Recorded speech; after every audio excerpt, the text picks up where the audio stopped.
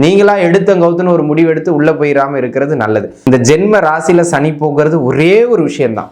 ஒன்று, ஒரு சிலரை சிந்திக்கவே விடாமல் அப்படியே மந்தப்படுத்தி காலத்தை வீணடிப்பார். இல்லை தவறான குழப்பத்தினால முடிவெடுக்க வச்சு காலத்தை வீணடிப்பார். அப்போ நம்ம என்ன பண்ணணும்? வெல் விஷர்ஸ், நமக்குன்னு ஒரு நலம் விரும்பிகள் இருப்பாங்க. ஆனால் அவங்க நம்பிக்கைக்குரியவங்களா இருக்கணும், நல்லவங்களா இருக்கணும்.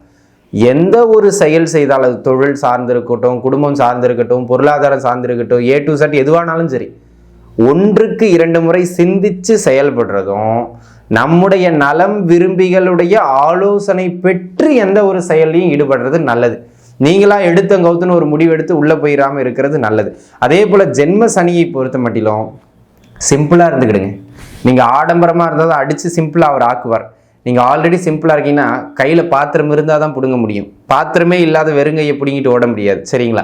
அதனால் நீங்களே எளிமையான வாழ்க்கைக்கு வர்றது இந்த வருஷம் தலை சிறந்த பரிகாரமாக இருக்கும். சரிங்களா? எளிமையான வாழ்வே ஜென்ம சனிக்கு தலை சிறந்த பரிகாரம். சரிங்களா?